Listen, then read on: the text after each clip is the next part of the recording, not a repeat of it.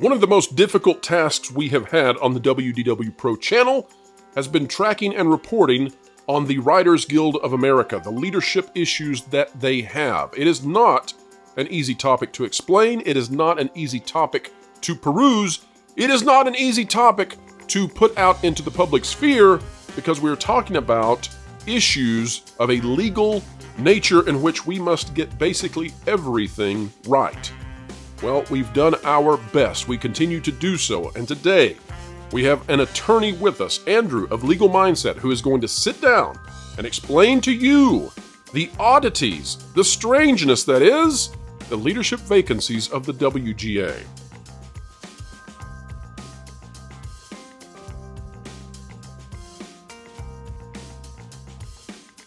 Well, folks, have you ever wondered why Hollywood seems to not want to go back to work? The writers, the actors, the studios, the corporations, they cannot come to a conclusion on this strike. We continue to go on and on and on, and I guess we are going to go into multiple seasons per year of Dancing with the Stars and America's Got Talent because all we can do now is just play reality television. It is a paradigm shift when it comes to Hollywood and the kinds of content that we will be delivered in the future. Late night talk shows may go the way of the dodo, who knows? But one thing is for certain, if you thought this was coming to an end anytime soon, well, we do not believe that the folks on the side of the WGA have the talents, the skills, the tools to make it so. And today we're going to explain exactly why. Get ready, folks, because we're going to tell you about the fact that they have no executive director today. That's medical leave. They have no chief financial officer. That's just empty. And when it comes to general counsel, well, Andrew has some interesting things to say. That's right. We've done the reporting. We've brought you the facts. Now it's time to hand it over to a lawyer to find out, did we get it right? Did we get it wrong? And what else is there that we do not yet understand? All right, so Andrew, we have been reporting here on this channel about some very spicy stuff yet again, but this not in regards to Disney, this in regards to the WGA, the Writers Guild of America, and their leadership situation. They are largely vacant. And so let's take a look at just how significant this is by taking a look at the current WGAW job openings. Now, WGAW just means Writers Guild of America West and is largely synonymous. This says applicants should email a cover letter and resume to the Human Resources Department of the Writers Guild, etc. Going into the strike, Andrew, they had two positions that they have open for either filling because it's vacant or open for replacing. Chief Financial Officer, under the direction of the Executive Director, the CFO is responsible for the financial risk management functions of the guild. Slightly important as you go into a strike. But the one I am interested in discussing with you is General Counsel. Under the direction of the Executive Director, the General Counsel is the Chief Legal Officer representing the Guild. Now, if we click on this, we're going to find out that the name of this PDF is General Counsel 1122. In other words, this document likely generated or published on November of 2022. This would place it far ahead of when the strike began. And this, if we go down to the bottom, we can see that it lines up perfectly with that because it says, for confidential inquiries, questions, salary information, or to schedule a call, please email Deborah Schwash-Swoboda. And it says, initial application deadline is Friday, December 16th, 2022. Now, there's also an interesting thing about this that was pointed out to me by someone who has worked at high levels in Hollywood and is a source for us. Did not realize this until earlier today. So thank you to that individual out there if they're watching for the email, because this does quite a bit for helping us understand what's going on here. If we go back to the job description here, General Counsel says, under the direction of the Executive Director. Well, there's a problem here, Andrew, and that is that the Executive Director of the WGA has been on medical leave since February, and there was never a General Counsel found, picked, or brought in to replace. We now have an individual who is Tony Siegel. We believe he is the General Counsel in title for the WGA. We do not believe, although I cannot corroborate this fully, and it would be difficult because it does get into some degree of subjectivity, but we believe that he's working for his own firm and potentially might even be best classified as working out of house. Okay, so first of all, Do you find it odd that general counsel for the WGA in a time of a strike might not be an in-house general counsel given the size of the WGA, or does that strike you as being normal? It's not routine. It's not normal. Right now, that there's a difference between something, and I want to be very careful here. There's a Me difference between too. something being not normal and illegal or impermissible. Right. Certainly, many people have an outside counsel that is used by other folks, right? So, for example, they work for a law firm and they are general counsel for maybe 10 corporations or 20 corporations. As long as there's not a direct conflict, as long as there's not something that is 100% on the nose, that's an issue there. That they, by the way, even if there is an issue, you can disclose that and get informed consent, which is written consent. You can still represent somebody. Now, that's not normal. Typically, you really want somebody that, especially when you're a large organization, and I was in-house counsel for a company, you want your own lawyers. We want your own lawyers because their duty is to you. They are thinking about your interests and only your interests. They're not balancing other clients. They're not balancing other duties. They're not balancing like their independent status. They're yours internally. There is really a fundamental difference with that. In terms of the strength of the representation. And in a situation like this, you really want your own internal general counsel. I think it's superior. Now, is it deficient? Is it legally deficient? Can they not represent you? No, right? You can still have an outside general counsel that does a fine job.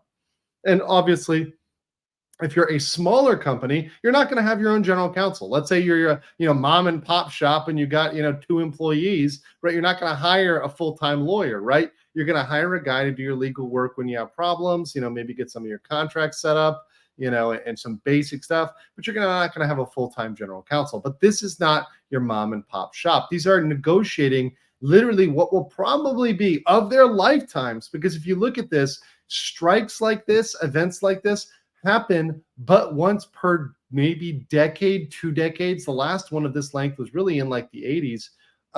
But you go back, this is massive and this has huge legal ramifications. I talked about it on my channel yesterday in my stream, that you have implications with the force majeure clause, right? Potentially being triggered and terminating these people's contracts. You have issues with the arrangements that they may sign going forward and whether those prohibit things they want to prohibit appropriately, right? Are they, if they're negotiating over AI, are they really banning AI? In what instances are they getting what they want? And so this is something where you need a competent attorney, you need an experienced attorney, and it is questionable, we'll put it that way, when you don't have somebody in-house. So let me Not ask you this, illegal, not Andrew. impermissible, but it raises a lot of questions. So I've got a couple of follow-ups on this. Yeah. First, for those who may not know the delineations in terms, what is general counsel?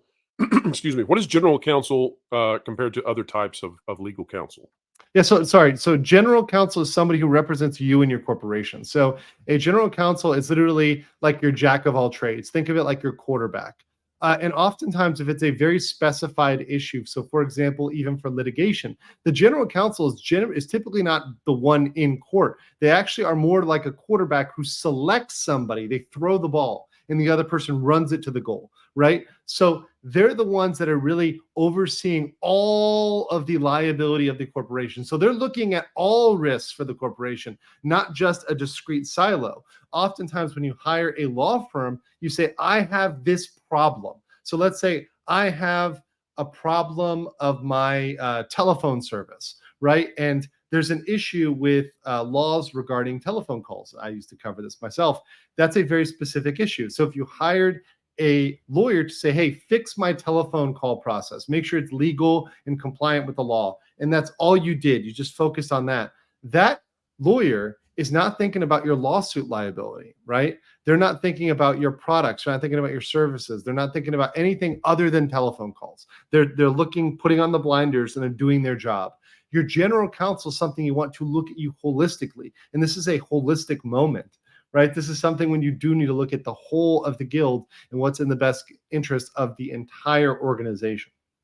2 more questions. Question number 1, how unusual is it for general counsel to be targeted for replacement for 10 months and still not be replaced and still be representing the guild in a situation such as this? What, and I guess too, to make that a little bit more broad, but necessarily so, what are the ramifications for general counsel that knows that it could be replaced because there's a job opening to replace it and there has been one for that long? Well, obviously, you have to get into the circumstances, and the circumstances can differ, and that makes all the difference, right? Which is the quintessential legal answer. It depends, right? It depends what the issue is here. If they're just wanting to retire and step back, and they're trying to, transition into a different role, that could be a very normal thing, or this could be a weird thing, right? So you can have counsels that are replaced because of incompetence, and you can have counsels that are replaced simply because, hey, they want to pick somebody who's younger, right? Who's newer, right? There's many reasons why you can replace somebody, or you could just replace them because you want to pay them less. Maybe you want to bid it out. Maybe you want to say, hey, we want to pay you less, right? There's tons of reasons why you can end up replacing a general counsel. Also, there might be a change in the leadership. When there's a change in the leaders, often the highest level executives are replaced because they want to pick their own guys. They want to handpick their guys. So let's say a new CEO comes in. The CEO can say, okay, I'm picking the whole executive team myself because I want these guys who can work with me.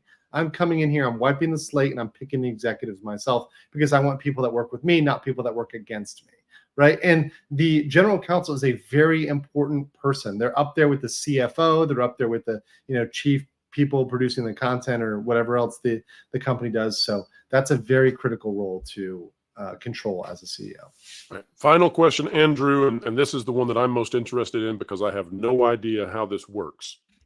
So when we take a look at what the WGA has listed for their job description of how the general counsel works, which clearly is in-house based on their description, it says under the direction of the executive director. There is no executive director currently at the WGA. He has been on medical leave since February. What in the world happens when the general counsel, the alleged general counsel, is supposed to report to someone who no longer is existent in the company, inside the guild, at a moment such as this? Who would the general counsel then report to, if not the executive director who's supposed to be over all of this, over all of the negotiations? And who decides that? Well, this is once again, it would be the CEO or whoever replaces the CEO, the chief executive officer, whoever is acting chief executive officer. I would hope that somebody is appointed as an interim if it has somebody out with a medical problem. Our understanding is no. Right? Our understanding is Right, that I'm that has just not saying been filled. theoretically, Yes, right? yes. So but also this could be an internal designation, right? So Right. they don't have to officially announce it with a press release. They could say, hey, let's say I get in a car accident, right? And I was the CEO, right? I could say, okay, well, I am while I am in the hospital, we're having Jonas. Or by the way, if I'm incapacitated, I can't say that. I'm in the hospital. The board or whatever else, the executives could come together and say, hey, we're for the time being designating Jonas as the acting CEO. Excellent. Right? So for this period of time, he's the acting CEO. So they would be reporting to him.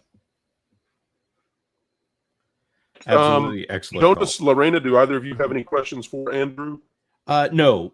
This is such a complicated subject, and one that can get us into some pretty hot water if we run afoul of, if we say something wrong about someone that is in a position of having a lot of time on their hands and a law degree in a law firm. I generally want to stay quiet. You can sue. As I say, you can sue over anything. It's not a matter of whether you win. It's a matter of whether you win or not. Yes. Right. You can always file a complaint, but it can also be dismissed. So. And I'm an expert at subcontracting, so you leave it to the experts. So. That's right. Well, we've explored this topic because it has such massive ramifications for the industry, and it is such an odd thing that the WGA entered into a strike, missing their executive director, with legal counsel that they've been trying to replace, we believe, since October, and missing a chief financial officer.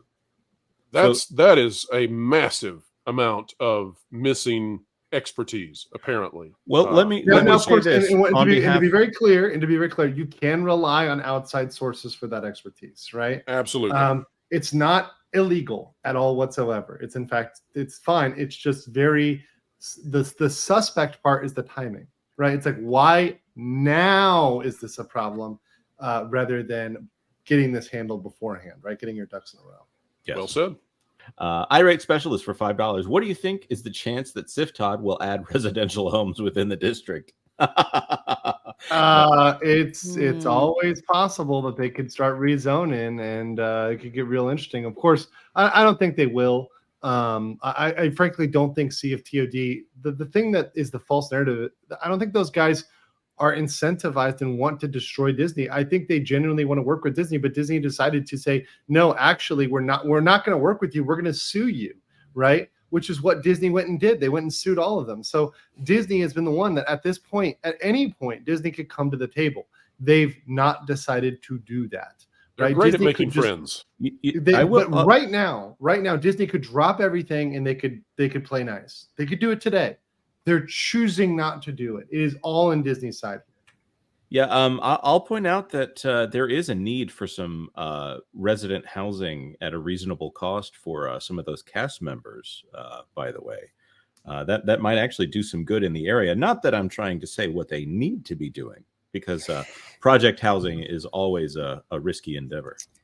Yeah, it'd be nice to have the cast members, well, some of them not have to live in, the hotels that you rent by the week. Whew, it's horrible. Yeah, on Man. oh god, what is it? 495 192? or the 192? Yeah, 192. Mhm. Thank you. Yep. Flak Monkey for $5. From a government perspective, then, it becomes impossible for Reedy Creek to be seen as independent when running competitions for goods and services. This is what we're getting at here. And you have to understand that, for example, whenever you do anything that's large, anything significant, you typically go out to bid. You typically have 2-3 bidders, right? Like you say, like, we're going to get an engineer. We have 2-3 engineers apply. And by the way, we don't always pick the cheapest. You don't have to pick the cheapest. You can say this person's more qualified. They can do a better quality job. The job they're doing is more of what we want. You don't have to say we're taking the lowest bidder, but you have to have an objective, open, transparent, discussed in public reason why you are doing things. And that's what Disney doesn't like. Disney does not like sunshine. They do not like talking about things in public. They like doing the backdoor House of Mouse deals, which end up a little ratty. A little ratty indeed. A little ratty. All right, folks, that is a wrap as we have gone so deep in our understanding, reporting, and analysis of what is going on with the WGA. Perhaps at this point, each and every one of you out there understands a wee bit better why it has been such a crazy strike with no end still in sight. And folks, although the strike continues on, this video does not. Now it's time for your participation. Please drop a like, share, subscribe, and when you click it, you stick it to the algorithms. It's the notification bell. Commentary, we love it. This is not just a conversation between those of us who are on the video. No, it is a dialogue with all of you. Drop a comment down below. We covet your comments. We care about what you think. And folks, wherever you are and whatever you're doing, keep learning, keep growing, and keep having fun.